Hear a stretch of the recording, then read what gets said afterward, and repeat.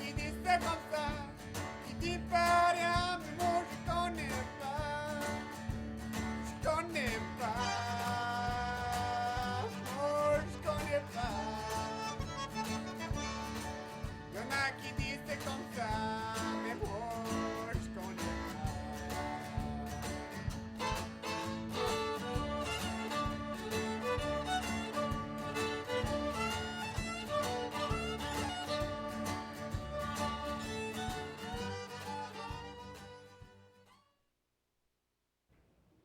Bonjour et bienvenue à Ci et Ça, notre programme où on visite avec les gens de la communauté en français.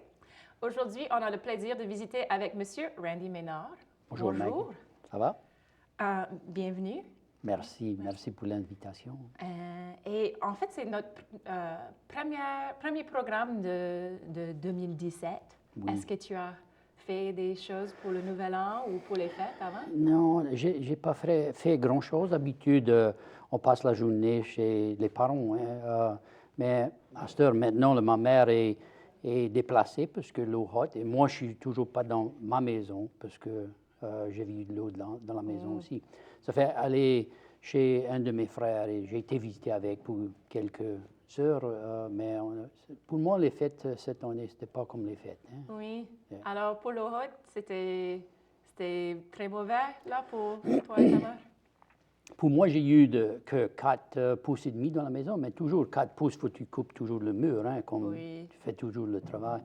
Ma mère avait plus qu'un pied et elle a perdu la maison et tout ce butin. Et c'est où la maison? Elle restait dans le sud de la paroisse de Lafayette, sur Savoy Road, 1 mille sud de chemin d'aller à Milton ou à Rouville, là, comme disent les Belges, la 92, la 82. 92, hein? Oui, c'est ça. OK.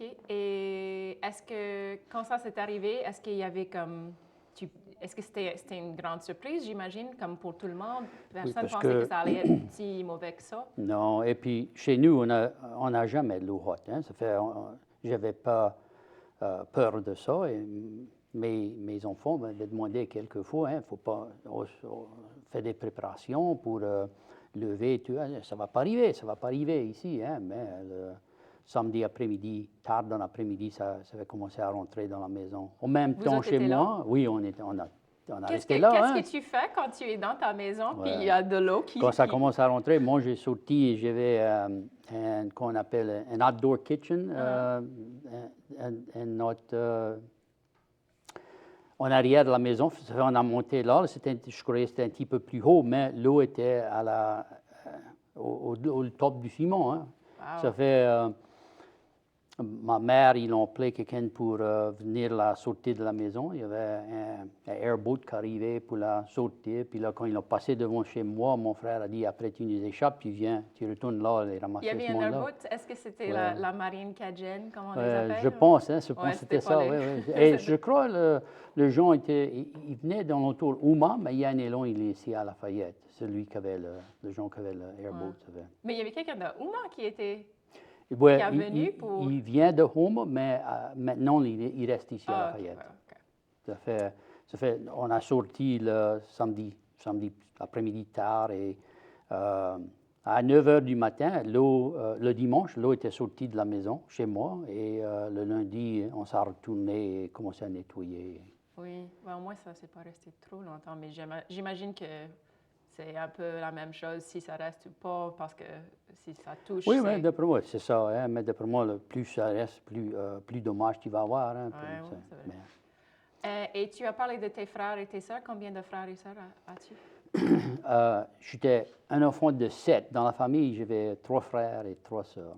OK. Et est-ce que tes frères et sœurs parlent français aussi? Oui, on a tout appris à parler en français parce que mes grands-parents, c'était le mère et le père à ma mère. Et leur mère, mes vieilles grand-mères, étaient toujours en vie et ça ne parlait pas anglais du tout. Ça fait, pour être capable de communiquer avec eux, ma mère a décidé qu'elle allait enseigner le français chez nous. Et ça a bien marché. Est-ce que ça restait, les grands-parents, ça restait près de la maison? Oui, j'avais mon grand-père et ma grand-mère et une de les vieilles grand-mères restaient 3 maisons de chez nous. Hein. Ça fait, on était là tout le temps. Où est-ce que tu restes à cette heure? Tu restes... Sur la place à mes grands-parents, sur Savoir Road. C'est cool, ça c'est comme Ouais, la continuation, c'est la ça. tradition, j'aime ça.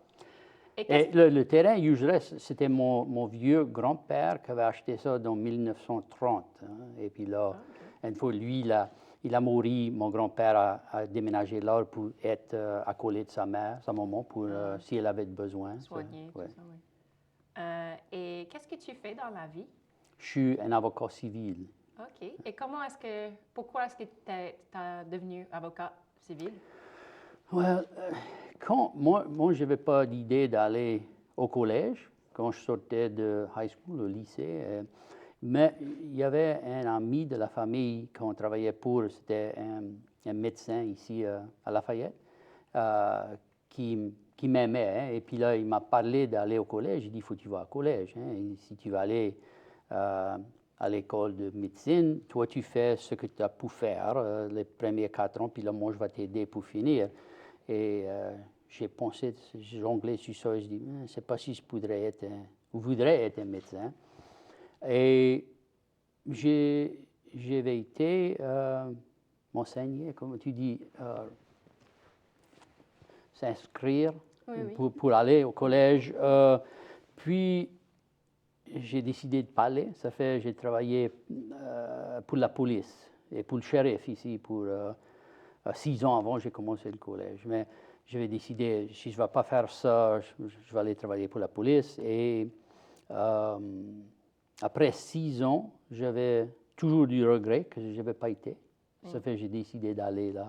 Et pendant le temps, je travaillais pour la ville de Lafayette, pour la police. J'ai été à l'école dans la journée et travaillé dans la nuit. Et quand tu étais agent de police, constable, je ne sais pas exactement, quand tu travaillais pour le shérif, comment c'était ça? Moi, je trouve que probablement pour être policier, quand tu es policier, tu dois avoir des histoires intéressantes pour dire l'adjectif le des fois, moins... je disais, il y avait tout le temps quelque chose de nouveau, tous les jours, c'était jamais la même affaire. Et dans ces jours-là, c'était dans 1968 jusqu'à 1984, je crois, que j'ai travaillé là. Et c'est différent aujourd'hui, parce qu'aujourd'hui, pour moi, il n'y a plus de gens qui apportent les fusils ou les pistolets avec eux tout partout. Mais dans ces jours-là, ce n'était pas trop mauvais. Et, des fois, quand on travaillait la nuit, c'était long, tu n'avais pas beaucoup d'écoles. Je me rappelle un soir, mon lieutenant m'avait appelé, on s'est rencontrés pour du café à Pit Grill dans ces jours-là. Il dit, écoute, je vais appeler un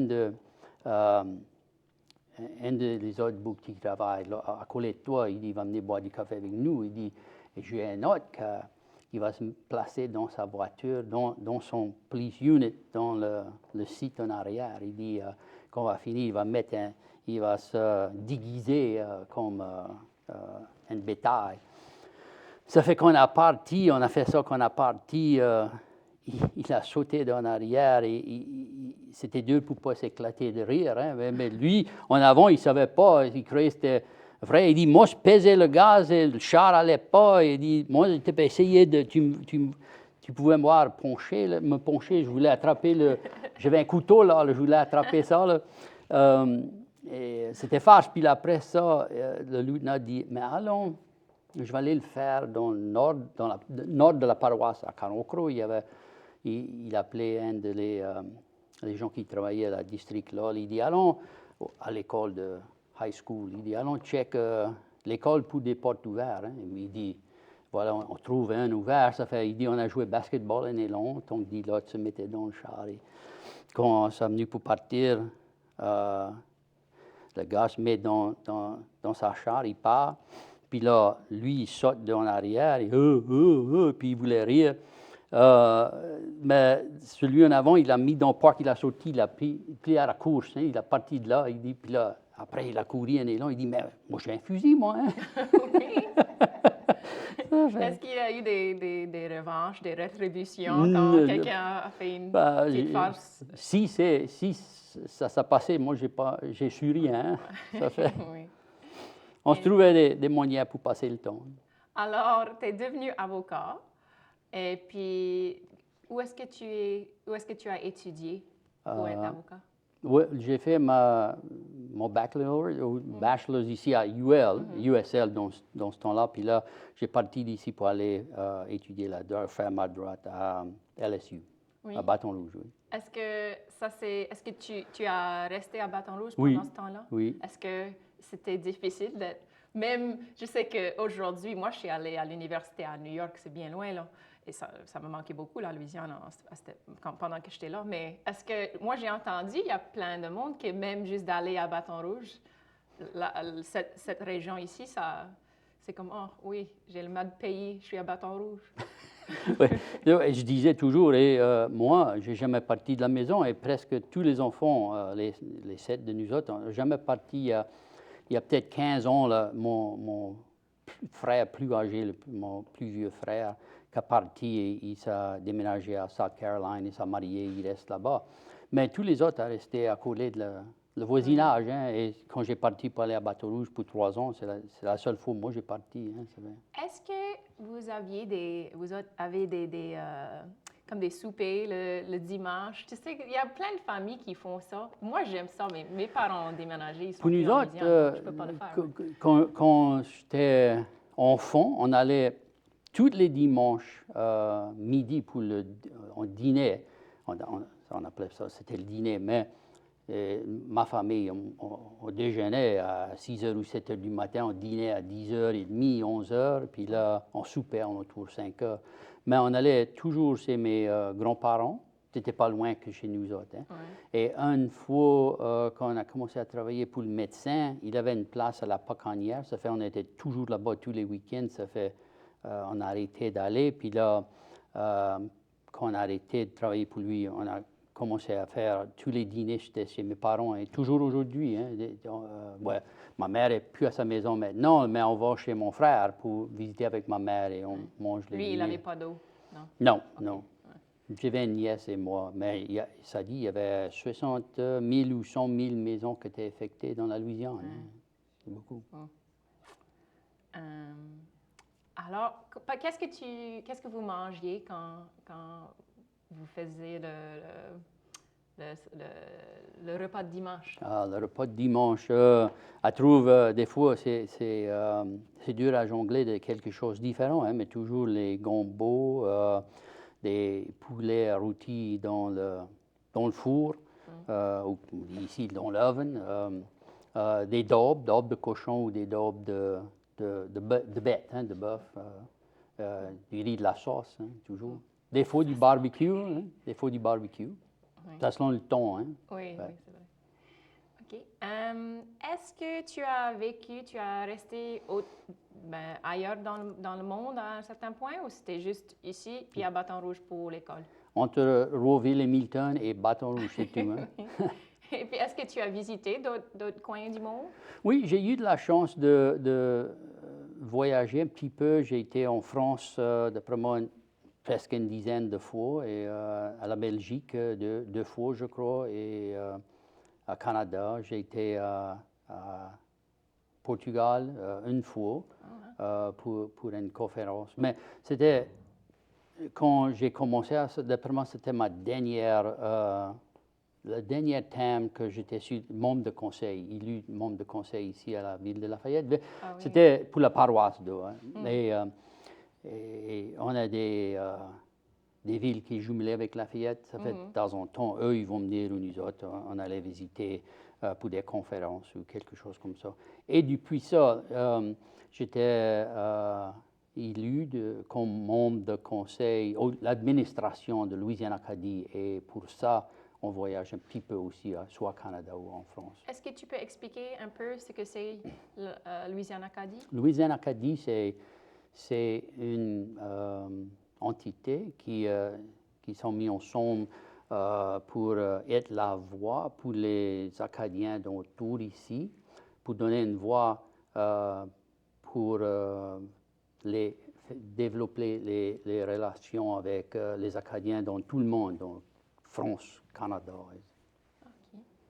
Et alors, tu as visité le Canada, j'imagine, pour Louisiane-Acadie, et Ouais, puis tu c'est as ça. visité la France et la Belgique pour voir les villes jumelées et tout ça? Oui, Avec et le aussi Conseil de la ville? en France aussi pour le Louisiane-Acadie, quand il y a quelque chose, il y a beaucoup des amis dans l'entité là-bas là, de France-Louisiane, on travaille ensemble beaucoup et ça fait soit ça ou faire des promotions pour le JRE, le Grand Réveil acadien que Louisiane-Acadie organise, hein, Oui, c'est tous les 5 ans? tous les 5 ans. Oui. Oui. Et la dernière fois, c'était 2014 ou 2015, parce que 2015. 14 c'était le CMA, hein, le Congrès mondial au Oui, Canada. c'est ça. Oui. Quand tu as visité l'Europe ou le Canada, est-ce qu'il y avait un lieu, un endroit ou un site historique ou même un bar ou un café ou quelque chose qui t'a beaucoup plu, qui t'a semblé comme « Oh, j'aime bien ce coin ici ». Well, oui, quand la première fois j'ai visité Grand Pré et visité Grand Pré, puis là j'ai été visité en autour de quoi c'était, il y a eu la maison 7 était dans les 1600 au Canada. Port-Royal, Ouais, oui, Port-Royal. Les Duons, ma mère c'est une Duon, sa mère c'est une Benoît et la mère à sa maman c'est une Bro et une Boudreau, ça fait tous les Acadiens. Ça fait Et ils pas sont mal tout acadien, autour ça. de Port-Royal, hein, ça m'a bien touché. Hein, Oui. ouais. Est-ce que tu... Et j'ai parti de là, j'étais en guerre avec les Anglais. Hein, Ah toujours. oui, tu ressentais Oui. la fureur. Oui, ça arrive des fois. Est-ce que tu as des projets en ce moment qui t'intéressent beaucoup? Qu'est-ce que tu fais avec ton temps libre en ce moment? Ouais, maintenant, c'est pour reconstruire la maison ou finir avec ça. Hein, mais je fais beaucoup de cuisine. J'aime cuisiner. S'il y a des événements, il y a du monde qui demande pour des jambalaya ou du gombo, j'aime faire ça. J'ai une chaudière, une vieille chaudière noire qui est 20 gallons, ça fait tu peux cuire pour 200 personnes, du jambalaya pour 200 personnes. J'aime faire ça et aussi j'aimerais apprendre à jouer l'accordéon. Ça fait maintenant, ou à cette heure, je peux prendre des leçons avec Chad Yuval de Pombrook. Ah, OK. Et tu as un accordéon à la maison? J'en ai deux, parce que j'en ai acheté un en 1997. Et j'ai essayé d'apprendre moi-même, et il ne jouait pas bien. Ça fait que je m'en achetais un autre. Et lui, il ne joue pas bien non plus. Hein, Oui. Moi, j'ai ce problème aussi avec les instruments. Ça ne sonne pas comme les Huval ou les Savoie Non, comme moi je joue. pas Je du sais, tout. je sais Hein? pas ce qui est Non. le problème, non. Mais... alors, toi, tu es pas mal arrondi comme Louisianais, Cajun. Là, tu fais la cuisine, tu joues la musique. Est-ce que tu vas à la chasse ou à la pêche? J'aime pêcher, mais je fais pas beaucoup de temps pour aller. Mais habitude, j'ai pas été du tout cette année, mais 2 ou 3 fois par an, j'aime aller. Et pas loin, maintenant, j'aime aller au baie 20 millions pour pêcher les speckled trout ou les poissons rouges.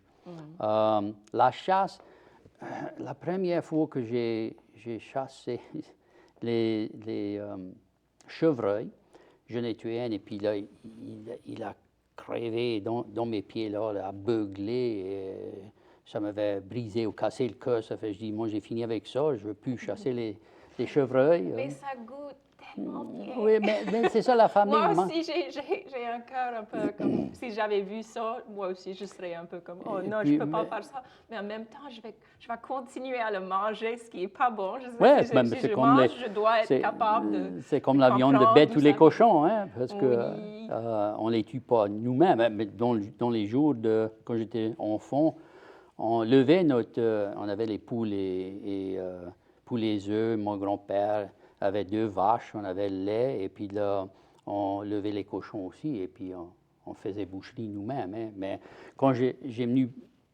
plus vieux, j'avais dit à mon père, je dis, gars, moi, je vais t'aider, mais moi, je ne vais pas aller tenir le cochon, puis tu le coupes avec le couteau et l'égorger, et attendre ça, crier. Après, il est crevé, moi, je vais aller t'aider, mais moi, je ne vais pas le tenir, hein, parce que j'avais fait ça pour des années. Hein, ça cassait le cœur. Parce que ben, c'était comme des animaux qui habitaient là, sur Oui. la ferme, Oui. quoi. Est-ce qu'il y avait des animaux qui sont devenus un peu comme des pets, un peu comme Ouais. oh non, pas Mais Bobo! les cochons, on savait mieux que ça, hein, parce que ça restait dans un petit parc dans le coin, on est donné à manger, laver le parc, et les poules. Les poules, on n'allait jamais jouer avec les poules, c'est juste les donner, les nourrir. Ça fait, non, dans ces jours, ça, non. Hein. Mais aujourd'hui, Ma mère m'a raconté une histoire, là, une fois qu'ils avaient des oies, comme des oies. Puis un jour, les oies n'étaient plus là. Et puis mes grands-parents ont dit, oh non, on ne pouvait pas les garder. On ne pouvait pas les garder, tu sais, ça arrive des fois, on ne peut pas garder tous les animaux. Et puis, comme une semaine après, c'était Pâques. Et puis, ils ont mangé de oies. Et ma mère a dit, attendez, je crois que je comprends ce qui se passe ici. Et puis, elle n'a pas mangé. Elle était comme, non, je ne veux pas manger le roi, qui était mon ami. Est-ce que tu as des enfants? Tu as une famille? Oui, j'ai 2 filles, 22 ans et 20 ans. Est-ce qu'elles parlent français? Non. Ils ont pris... Moi, un des plus gros regrets dans ma vie, je pense, c'est que je n'ai pas envoyé mes filles à une école immersion. Parce qu'au moment où j'étais sur le conseil municipal avec Ernie Alexander et sa femme, Shirley, était la maître le pre-K programme le programme à Saint Pius. Et elle voulait absolument envoyer notre enfant là pour aller à l'école. Ça fait, ma femme a gagné, j'ai toujours le regret. Et il y a eu aussi, quand ils sont nés, ils étaient petits enfants, je n'ai jamais parlé en français avec eux parce que, à moi-même, mon idée, je dis, si moi et ma femme, on ne parle pas, parce qu'elle ne parle pas le français, c'est une Fontenot, elle comprend, et elle peut lire, et elle peut parler si elle essaye, mais elle n'a jamais pratiqué, elle ne veut pas. Si on ne se parlait pas, les enfants n'auraient pas appris, et c'était une erreur, parce que moi, je n'ai pu parler en français, elle en anglais, il en a appris les deux langues, mais je ne savais pas. Ça fait... Mais je trouve qu'à cette heure, on comprend mieux tous les systèmes d'apprentissage pour les enfants, puis on comprend que ça ne va pas faire des problèmes pour l'enfant d'avoir deux langues, puis ça va pas, ils vont comprendre à un certain point ça. Oui, et j'espère toujours peut-être un jour ils vont s'enseigner à une classe immersion ou un programme peut-être à Sainte-Anne, Canada, Nouveau-Brunswick. Ils ont l'intérêt les deux, ça fait peut-être un jour, ça va arriver. Ils l'ont pris à lycée, et ils l'ont pris assez pour avoir des crédits quand ils ont été au collège aussi. Ils ont pris quelque chose. Oui. Est-ce qu'ils ont demandé de l'aide comme « Hey, papa, c'est quoi le mot pour un petit peu, parce que des fois, leurs maîtresses demandaient « OK, oui, donner des devoirs. Va et tu parles avec tes parents et tu me donnes 3 mots que ça parle ici, les Cadiens, qui est différent. Hein, mais oui, ils ont demandé d'aide aussi. Ça fait. Bon, est-ce que tu as de la famille, est-ce que tu as rencontré des autres membres de ta famille en Acadie ou en France qui avaient comme le nom Ménard ou Bro? Non, et Ménard, ce n'est pas acadien, c'est français. Le premier Ménard qui a parti de la région de Cognac, je crois que ça s'appelle Jonzac, directement à la Nouvelle-Orléans. Dans 1719, il avait 15 ans. Et je n'ai pas encore visité la région, mais j'ai rencontré un Ménard là-bas. Ça fait, j'aimerais un jour visiter la région. Mais quand j'étais à Grand Pré, il y avait ça sortait de découvert un abueto et j'étais pour l'examiner. Il y avait un boudreau là de Canada. Et on s'est parlé un petit peu, et les deux, tous les Boudreaux, ça vient de Michel Boudreau. Hein, c'était dans l'ancêtre commune dans les deux. C'est génial. Merci d'être venu. Ça, c'est à peu près tout le temps qu'on a aujourd'hui, mais on a parlé un peu du passé, un peu du présent avec l'Ohut, un peu de l'avenir avec tes filles. Et j'espère qu'on peut peut-être t'avoir encore une fois plus tard. Bien sûr, si tu appelles. Hein, merci. Et merci à vous autres d'être venus et de nous avoir regardés et écoutés. Et à la prochaine.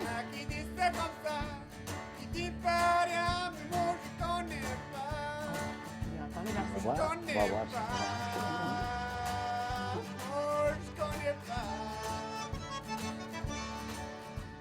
Qui disait comme ça, mais bon.